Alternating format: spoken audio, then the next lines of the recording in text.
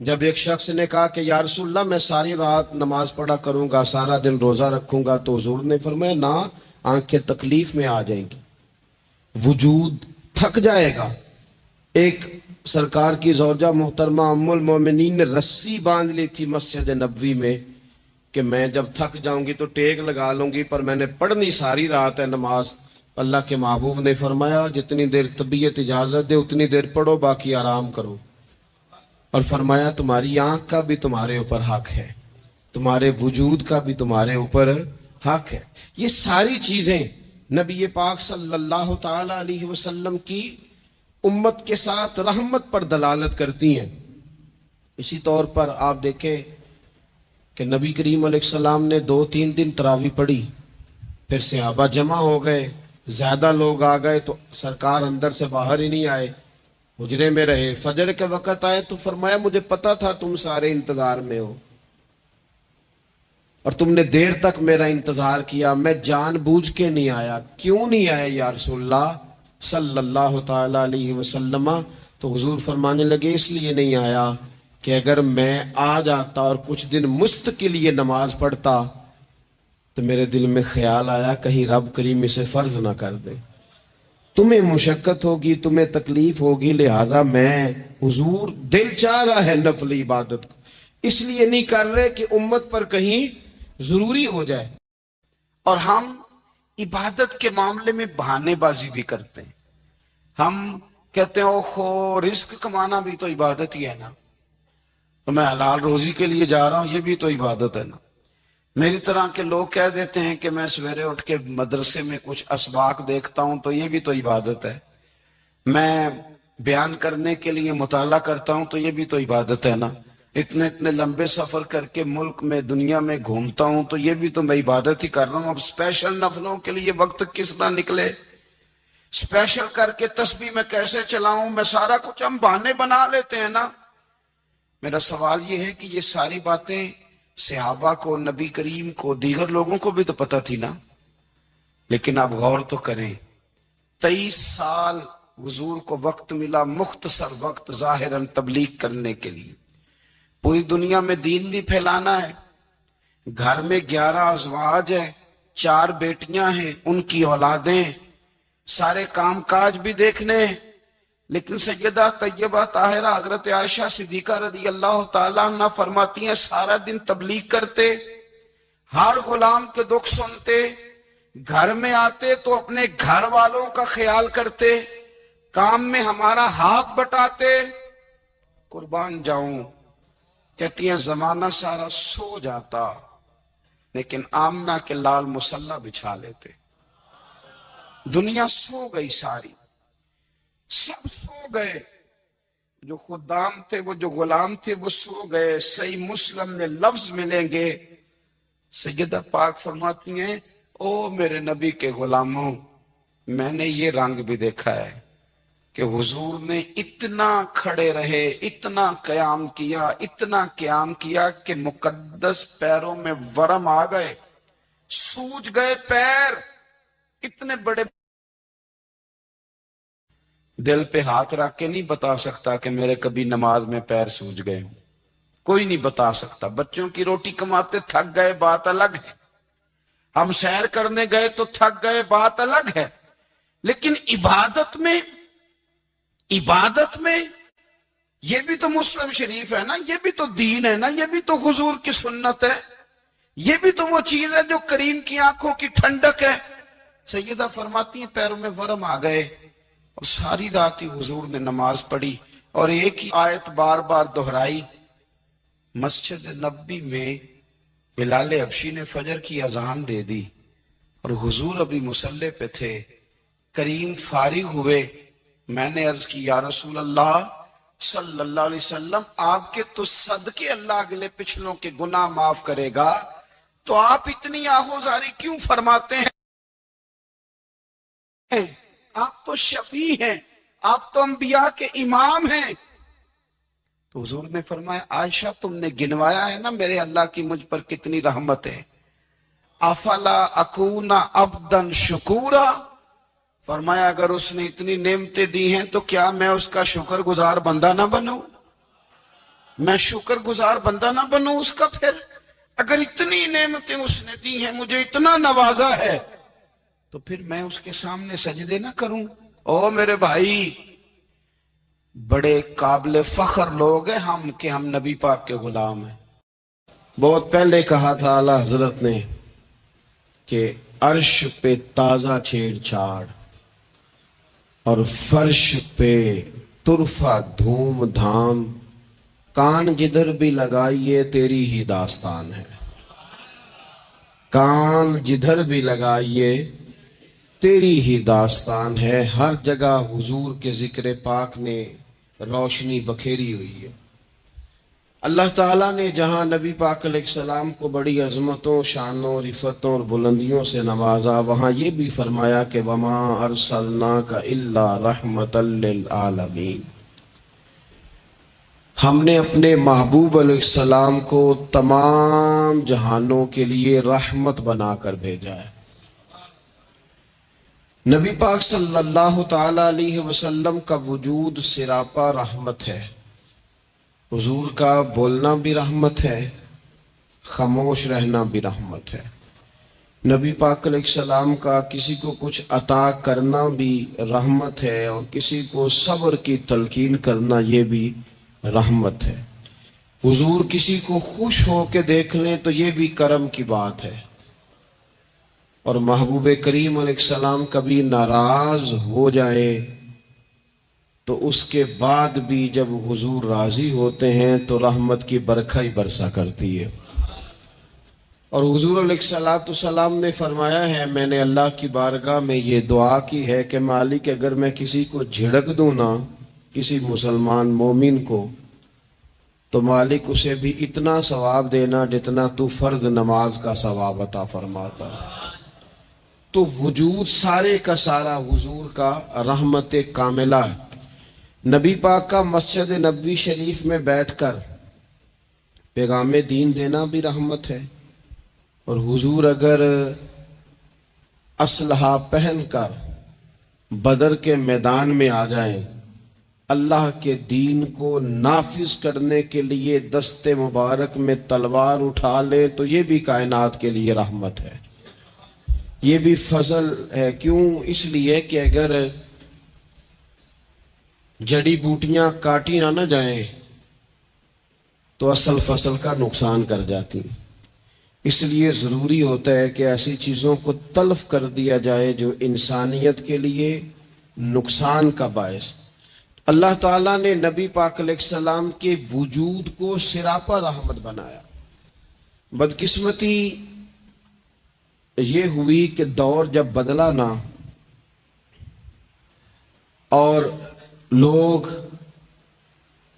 اپنی ضروریات زندگی کمانے کے لیے میدان میں آئے، تو وہ اس طرح کی کچھ دوڑ میں ہم سب لوگ شامل ہو گئے کہ ایک مخصوص سی مادہ پرستی، ایک مخصوص سا مزاج،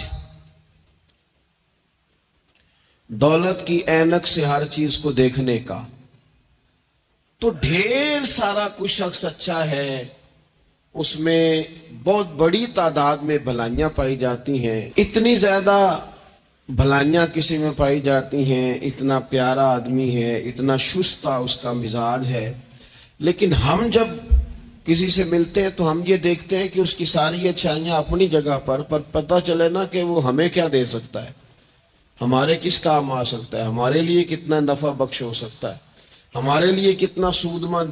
یعنی وہ مزاجوں میں جو خاص نرمی ہونی چاہیے تھی، اور جو حضور نے فرمایا کہ تم میں سے بہتر وہ ہے جو لوگوں کے لیے نفع مند ہے، وہ والا مزاج نہیں بلکہ کچھ لینے کا۔ تو حضور علیہ السلام کو اللہ تعالیٰ نے رحمت بنا کر بھیجا۔ اس رحمت کاملہ ہی کی وجہ تھی کہ حضور نہ ظاہری طور پر بھی لوگوں کے جو روزمرہ کے معاملات تھے اس میں بھی بڑی خیر خواہی کے جذبات رکھتے تھے۔ نبی پاک علیہ السلام عام لوگوں کے بیچ اٹھتے بیٹھتے، ان کے ساتھ کھاتے پیتے۔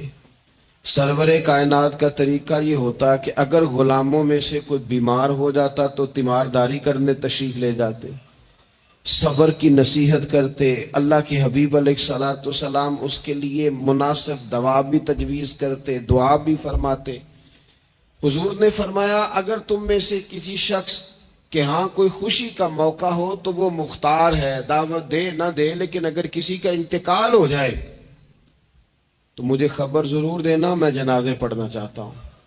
ایک مقام ایسا بھی آیا کہ جہاں میرے نبی پاک علیہ الصلوۃ والسلام نے فرمایا اگر میرا کوئی امتی دنیا سے چلا جائے اور ترکہ چھوڑ کے جائے، جائیداد چھوڑ کے جائے، مال و اسباب چھوڑ کے جائے تو وہ اس کی اولاد میں بانٹ دینا، لیکن اگر اس کے ذمے قرضہ ہو تو میرے پاس آ جانا، میں اس کا قرض ادا کر دوں گا۔ نبی پاک صلی اللہ تعالی علیہ وسلم نے اپنی رحمت کے ساتھ امت کو جو حصہ عطا فرمایا اور جس طرح سے حضور سید عالم صلی اللہ تعالی علیہ وسلم نے ہمیں یہ اسباق پڑھائے، اس طرح ہونا نہیں چاہیے تھا۔ جو ترتیب آج دنیا میں لگ گئی ہے اور جس انداز میں مسلمان اپنے صبح و شام گزار رہا ہے، آپ یقین کریں کہ کبھی کبھی یوں محسوس ہوتا ہے کہ جیسے خالص رشتوں کا ہونا اور اخلاص کا موجود ہونا اور للہیت کا نصیب ہونا یہ شاید کوئی بے موسمہ سا پھل ہو گیا ہے۔ شاید یہ کہ اب ڈھونڈنے سے، تلاش کرنے سے بھی ایسی چیزیں میسر نہیں آئیں گی کہ لوگ اللہ تعالیٰ کی رضا کو پیش نظر رکھیں۔ اور پھر اب تو اس طرح کا ماحول ہو گیا ہے کہ چونکہ زیادہ لوگ جھوٹ بولتے ہیں اللہ ماشاء اللہ، تو بیچ میں سچ بولنے والا عجیب لگتا ہے۔ چونکہ زیادہ دکانداری ہوتی ہے تو کوئی اخلاص کا مظاہرہ کرتا ہے تو وہ عجیب لگتا ہے۔ چونکہ زیادہ اللہ معاف فرمائے کہ دھوکہ دہی کا بازار گرم ہے تو اب یوں محسوس ہوتا ہے کہ جیسے کوئی بندہ کہہ رہا ہے میں صحیح سے چلوں گا تو لوگ سمجھتے ہیں شاید کوئی اداکاری کر رہا۔ حضور علیہ الصلوۃ والسلام نے جو لوگوں کے حق میں اپنی طبیعت میں نرمی پیدا کی، آپ یقین کریں بڑے سارے لوگوں سے ملنے کو جی چاہتا ہے لوگوں کا، ان کے پاس جانے کو، بیٹھنے کو، من کی باتیں کرنے کو۔ بہت سارے لوگ ایسے ہوتے ہیں جن کے بارے میں ہماری خواہش ہوتی ہے کہ بندہ بڑا اچھا ہے، لیکن اس کے پاس اگر چل کے جائیں گے تو ہمارے سٹیٹس کا کیا بنے گا؟ اگر ہم جا کے اس کی مجلس میں بیٹھ گئے تو وہ جہاں ہم خود میرے مجلس تھے اس کا کیا بنے گا؟ اگر ہم کسی شخص کی طرف بڑھ گئے، آگے بڑھ کے ہم نے 2 قدم آگے جا کے گرم جوشی سے اس کا استقبال کیا تو کوئی شخص یہ نہ سمجھ بیٹھے کہ یہ تو کوئی لو سٹینڈرڈ رکھتا ہے۔ ہم نے وہ اس طرح کے بیج بوئے ہیں انانیت کے کہ ڈھیر ساری تکلیف لوگوں کو ہماری وجہ سے ہوتی ہے۔ بہت سارے لوگ آزمائش کا شکار ہوتے ہیں، بعض لوگ آ جائیں، لوگ ڈھب سے کھانا نہیں کھا پاتے، لیکن وہ خاص رحمت اور وہ خاص نرمی جو نبی کریم نے ہمیں عطا فرمائی ہے، یار یہ کتنا، میں آپ کو ذاتی بات بتاتا ہوں، اپنے مخالف کو، گالی دینے والے کو، زندگی کے کسی کونے میں برا کہنے والے کو معاف کرنا بڑا مشکل کام ہے۔ کسی شخص نے 30 سال پہلے بھی کبھی آپ کو کوئی سخت لفظ کہا ہو تو وہ بندہ سامنے آئے تو بات یاد آ جاتی ہے، یار اس نے یہ کہا تھا، باتیں کھٹکتی ہیں۔ کسی مقام پر کھڑے ہو کر کسی جگہ پر کسی بندے نے آپ کو تکلیف دی ہو، بندہ اس جگہ پہ آئے تو وہ چیز کھٹکتی ہے، لیکن یہ اعزاز صرف رحمت للعالمین محبوب کا ہے کہ حضور کے سامنے جب وہ لوگ پیش ہوئے، حضرت وحشی جیسے کہ جنہوں نے پورا وجود کاٹ دیا تھا حضرت امیر حمزہ کا اور کان، ناک، آنکھیں نکال دی تھی، انہوں نے آ کے عرض کی حضور ہمارے جیسے گناہگار بھی آئیں تو معافی ہو جاتی ہے؟ فرمایا ہو جاتی ہے تو پڑھ کلمہ، ہم فوراً ہی معاف کر دیں گے۔ اور جو فتح مکہ کے موقع پر نبی پاک علیہ الصلوۃ والسلام نے فرمایا ہے نا، فتح مکہ کے موقع پر، وہ تو بات ہی بڑی انوکھی ہے۔ انہوں نے کہا تھا آپ ہم سے کیا سلوک کرنے والے ہیں؟ تو فرمایا سلوک کیا کرنا ہے؟ جو پیچھے ہو چکا ہے نا اس کا ذکر بھی نہیں کرنا، کتاب کے پچھلے صفحے پلٹنے ہی نہیں، یاد ماضی یہ عنوان چھیڑنا ہی نہیں، جو ہو گیا سو ہو گیا. یہ خاص رحمت کاملہ اللہ تعالیٰ نے اگر عطا فرمائی ہے تو میرے اور آپ کے پیارے رسول ہی کو عطا فرمائی ہے. یہ خاص جذبات اور یہ خاص کیفیات حضور نا، دیکھو ماں باپ جو ہوتے ہیں نا اولاد کے حق میں بڑے شفیق ہوتے ہیں. میں بڑی ذمہ داری سے بات کرنے لگا ہوں. ماں باپ کے ساتھ اگر کوئی سب سے بڑھ کے زیادتی کرتا ہے تو کرتی بھی اولاد ہی ہے. بڑا کچھ کر جاتے ہیں بچے، بعض ایسی باتیں بھی کر جاتے ہیں کہ جو اسے نہیں کرنی چاہیے. لیکن کون نا والی صاحب سے کنارہ کر دیں بچے سے، جس کے 9 بیٹے بھی ہیں اسے بھی کہو نا کہ تو کر ذرا کنارہ کر کے دکھا. نہیں کر سکتا. وہ شفقت پدری جو رب نے اس کے سینے میں رکھ دیا وہ کیسے نکالے گا؟ 20 دفعہ غصہ آیا تو اس نے پلان کیا کہ آج کے بعد نہیں، ختم. اب میں نے بتانا ہے اس کو کہ کس طرح کوئی کسی کے ساتھ زیادتی کرتا ہے، لیکن 1 گھنٹہ بھی نہیں تیرا گزرا، کیونکہ شفقت پدری ہے. خدا را یہ میرا اور آپ کا سب کا معاملہ، اس کو سمجھیے گا. شفقت پدری اگر مرشد ہو نا، کبھی مرشد کریم، تو پرخشیں اڑا دینے والوں کو بھی سینے سے لگانے کا حوصلہ رکھتا ہے. چونکہ وہ شیخ جو ہے اس کا دل جو بڑا ہے. کئی دفعہ سارا سینہ چھلنی ہوتا ہے، پر اس سینے چھلنی کرنے والوں کو بھی سینے سے لگانا پڑتا، اس لیے کہ دل دریا سمندروں ڈونگے کون دلاں دیاں جانے. تے 14 طبق دلے دے اندر تے تمبو وانگوں تانے. مشکل کام ہے استاد صاحب. وہ مطلب ہم نے یہ دیکھا ہے کہ بچے کو اٹھانے کے لیے والد آ گئے کہ نہیں جی نہیں ہم نے نہیں پڑھانا، تو استاد صاحب کہنے نے او میں بڑی محنت کی تھی جی ہم تے چل گیا ہے 6 مہینے ویکھو تے صحیح، میں نے بڑی مشقت کی ہے، یہ راہ میں نہ اسے لے جاؤ. میں نے تو کئی ناشتے نہیں کیے کہ کلاس میں پہنچنا تھا. کئی دفعہ میں نے کھانا چھوڑ دیا کہ مجھے دیر ہو گئی تھی. نہ لے کے نہ جاؤ، میری مشقت ہے. یہ میں آپ کو وہ والی مثالیں دے رہا ہوں جو صرف میرے اور آپ کے عقل کے قریب ہیں. جب تیری 20 غلطیوں سمیت تیرا والد، تیری ماں، تیرے مرشد، تیرے استاد، تیرے بزرگ، تیرا بڑا بھائی تجھے قبول کر لیتے ہیں نا، تو بس سمجھ لے یہ جتنا بھی پیار کرتے ہیں یہ سارا ایک قطرہ ہے، اور محبوب جو محبت کرتے ہیں اس میں سارے دریا سما جایا کرتے ہیں. رسول پاک جو پیار کرتے ہیں نا، نبی کریم جو محبت کرتے ہیں، حضور، اور حضور کو سب سے زیادہ غم کیا رہتا تھا؟ روزی روٹی کا نہیں، اس کا بھی بندوبست کیا، تعلیم و تعلم کا بھی بندوبست کیا. حضور کا سب سے بڑا احساس یہ تھا کہ میری امت دوزخ سے بچ جائے، جنت میں جائے، گمراہ عقائد سے باہر آئے، راہ حق انہیں نصیب ہو. اس کے لیے نبی پاک جدوجہد کرتے. حضور کو روڑے مارنے والے، پتھر مارنے والے، کانٹے بچھانے والے، گردن پہ اوجڑیاں رکھنے والے رات کو سکون سے سو جاتے، اور نبی پاک انہی لوگوں کے لیے رات کو ہاتھ اٹھا کے ہدایت کی دعائیں کرتے رہتے. اور روڑے مار کے سو گئے جا کے، اور جس نے روڑے مارے وہ نبیوں میں رحمت لقب پانے والا، مرادیں غریبوں کی بر لانے والا. اور کسی نے کہا تھا لے کے پہلو میں غم امت نادار آئے، لے کے پہلو میں غم امت نادار آئے. وہ دیکھو امتی امتی کہتے ہوئے سرکار آئے. وہ دیکھو نا، امتی امتی کہتے ہوئے لے کے پہلو میں غم امت نادار آئے. حضور کے پہلو میں غم ہے امت. یا اللہ مہربانی فرما، یا اللہ مہربانی فرما. اور صبح قیامت بھی ہم سب لوگ نا لائق لوگوں سے اپنا تعلق بناتے ہیں. میں نے دیکھا ہے کہ ساری زندگی کا رشتہ ہے.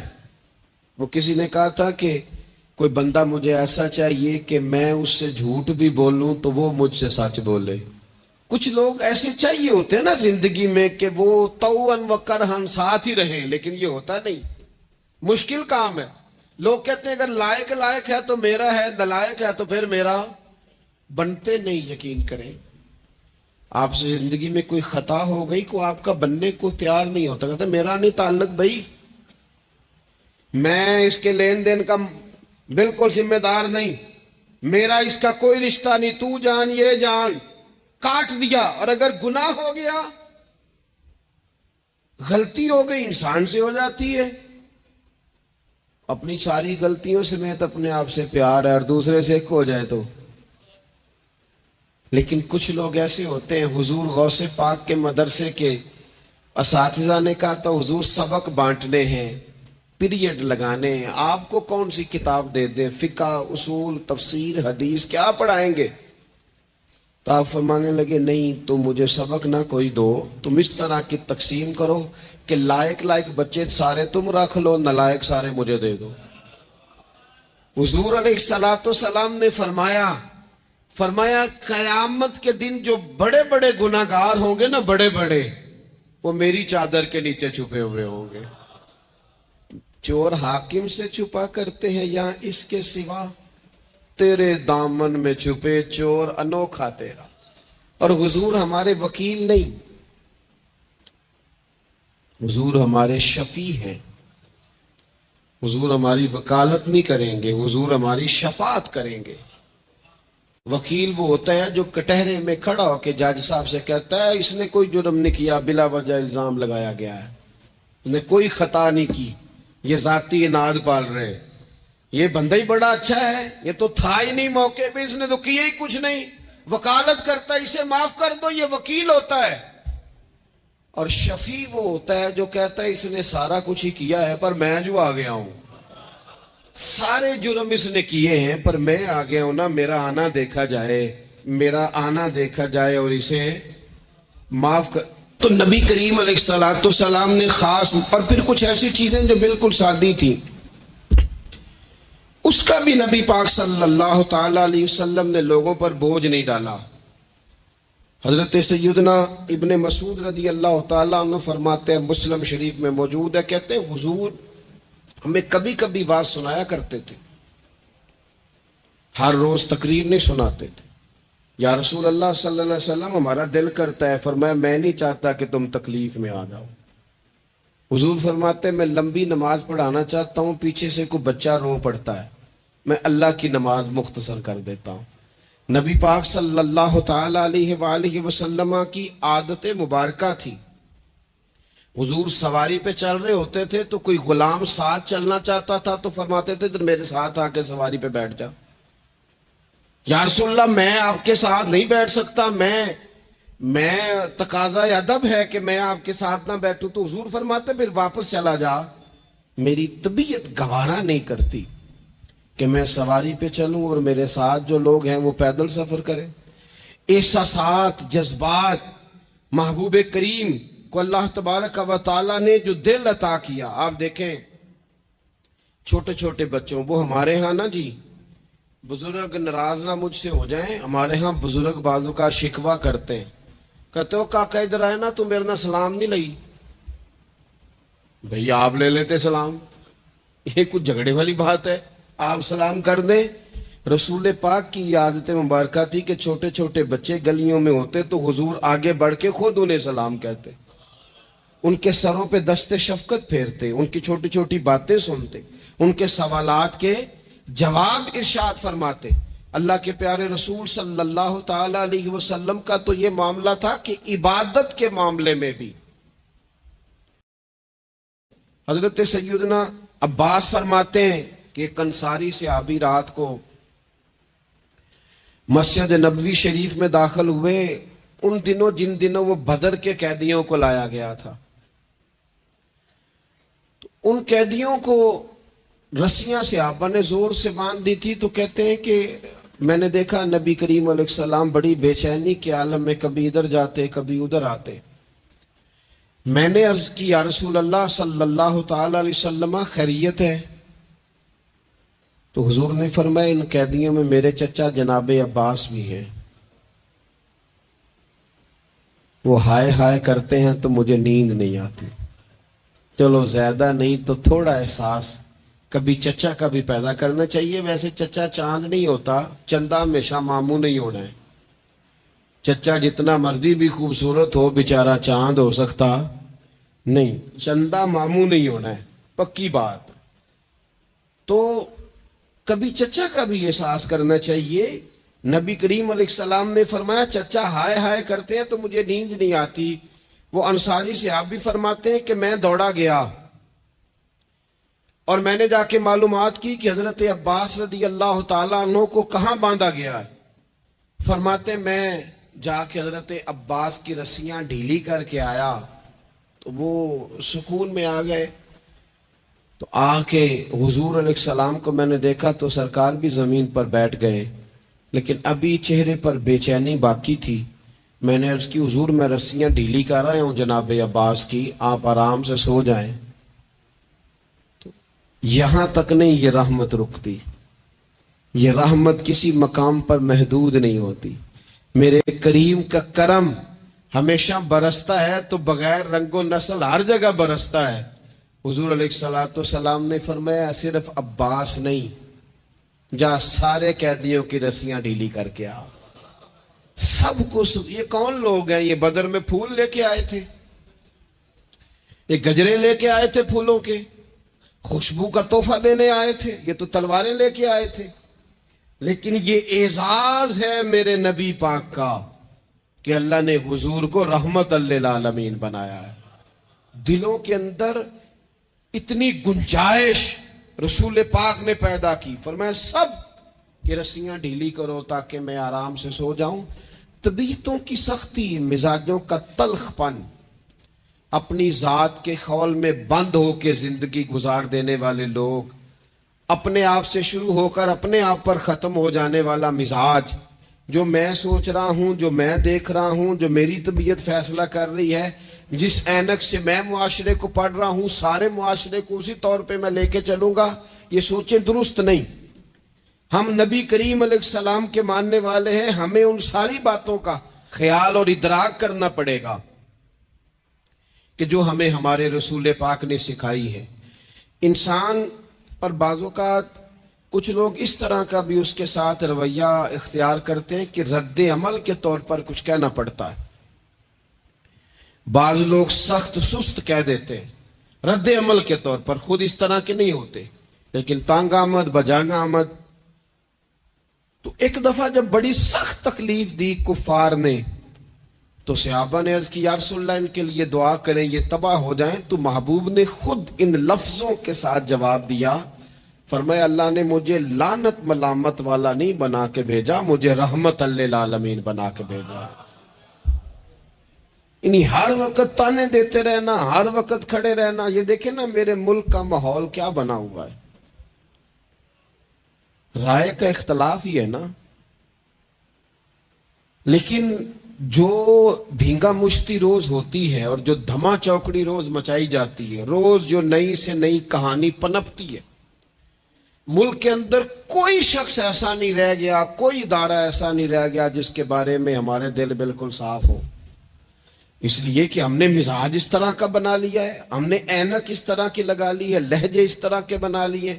حضور سید عالم علیہ السلام نے ایک دن فرمایا تھا مجھے کسی صحابی کے بارے میں کوئی بات نہ پہنچانا، کسی کی غلطی آ کے ڈائریکٹ مجھے نہ بتانا، میرے سامنے کچھ بھی ایسا نہ کرنا. یا رسول اللہ کیوں؟ فرمایا میں چاہتا ہوں میرے دل میں سب کے لیے گنجائش ہے تو گنجائش ہی رہے. لوگوں کو خوش گمان رہنے ہی نہیں دیا جاتا، اچھی سوچیں پیدا کرنے کے موقع ہی نہیں دیے جاتے. وہی بدگمانیاں ہیں، وہی ماحول کے اندر شدت ہے، وہی انداز ہمارا اس طرح کا ہے، اور وہی کچھ ہم کر رہے ہیں، اور سارے ہیں کہ ایک ہی لاٹھی کے ساتھ ہانکے جا رہے ہیں. خدا را چیزوں کو دیکھیں اور غور کریں کہ ہم نبی پاک صاحب الاولاق سید عالم صلی اللہ تعالی علیہ وسلم کے ماننے والے ہیں. پھر ایک اور بات، حضور کی رحمت چونکہ کامل ہے تو حضور علیہ السلام کا ایک طریقہ ہے. دنیا میں دو طرح سے لوگ اپنا آپ ثابت کرتے ہیں. ایک پورے ماحول میں لوگ اندھیرا کرنا چاہتے ہیں تاکہ میں صحیح طرح چمک جاؤں. وہ پھر بتاتے ہیں کہ اس وقت دنیا میں کوئی آدمی بھی میرے سوا ٹھیک نہیں ہے. کسی کا بھی تذکرہ ان کے سامنے کیا جائے تو ایک دو چار کمزوریاں اس کی وہ بتا دیتے ہیں، جو کہ وہ فل اندھیرا کرنا چاہتے ہیں. اور سمجھتے یہ ہیں کہ جب میں اندھیرا کروں گا تو پھر میں زیادہ چمک جاؤں گا. اس لیے باقاعدہ منصوبہ بندی کی جاتی ہے اور باقاعدہ لوگ بٹھائے جاتے ہیں اور کردار کشی کرنا ایک پورا ماحول بنا دیا گیا. اور کوئی بھی شخص اس سے مبرہ نہیں، وہ دینی تعارف رکھتا ہو یا دنیاوی تعارف رکھتا ہو، سیاسی سماجی معاشرے میں کوئی مقام رکھتا ہو یا سیاسی قد کاٹ سے اس کا تعارف ہو، کردار کشی عام بنا دی گئی اور اس پر لوگ خوش ہوتے ہیں. میرے بھائیوں، نبی کریم نے بھی اپنا اثبات کیا ہے، لیکن رسول پاک کا طریقہ یہ نہیں ہے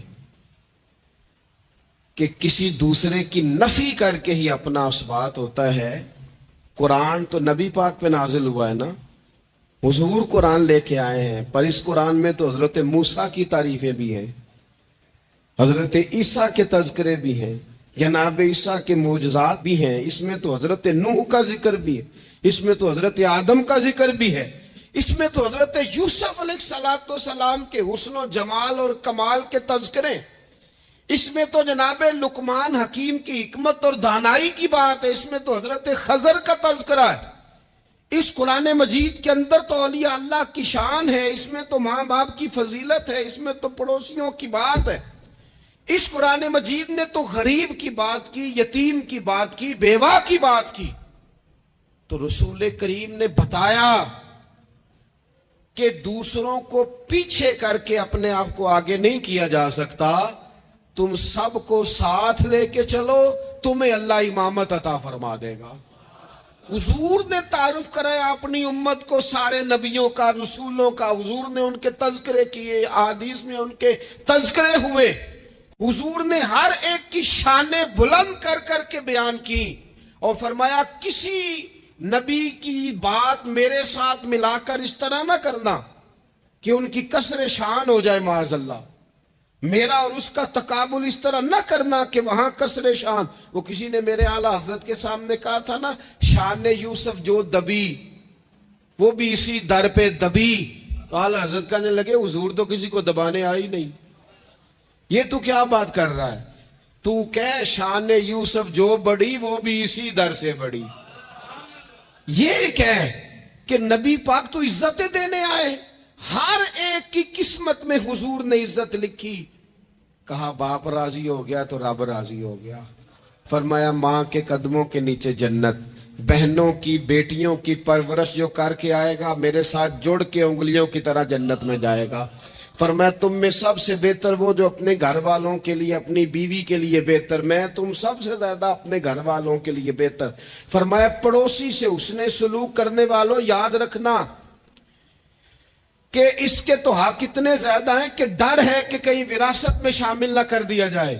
نبی پاک علیہ السلام نے فرمایا جو بی بی صرف حاملہ ہو، حاملہ، اسے رب کی بارگاہ میں اتنا ہی اجر ملتا ہے جتنا تلوار لے کے جہاد کرنے والے کو ثواب ملتا ہے. اور جب اس کے ہاں بچے کی ولادت ہوتی ہے اللہ اسے شہید جتنا درجہ دیتا ہے. اور جب وہ بچے کو دودھ پلاتی ہے تو ایک ایک گھونٹ کے بدلے رب غلام آزاد کرنے کا ثواب عطا کرتا ہے. یا رسول اللہ اسی کی صرف شان ہے؟ فرمائے نہیں، آدمی کے بال سفید ہو جائیں، مومن مسلمان سفید بالوں والا، اگر تم نے اس کی عزت کی تو سمجھ لینا تم نے اپنے رب کا احترام کیا ہے. یا رسول اللہ تاجر؟ تو فرمایا سچ بول کے تجارت کرنے والا تو قیامت میں نبیوں کے ساتھ ہوگا. یا رسول اللہ یہ عالم، یہ طلباء، یہ دور دراز سے آنے والے لوگ؟ تو محبوب نے فرمایا یہ تو کوئی ڈگری نہیں لیتے، پہلے دن ہی گھر سے نکلتے ہیں تو فرشتے پیروں کے نیچے پر بچھا دیتے ہیں. یا رسول اللہ وہ مزدور دیکھا، مزدور سڑکوں پہ بیٹھا، رول گئے لوگ اپنے مطالبات کے لیے احتجاج کرتے. وہ کسان دیکھے دنیا سو رہی ہے اور ٹھنڈ میں جا کے فصلوں کو پانی دے رہے. وہ ہم نے مزدور دیکھے جن کے ہاتھوں پہ چھالے پڑ گئے. لوگوں کی انہوں نے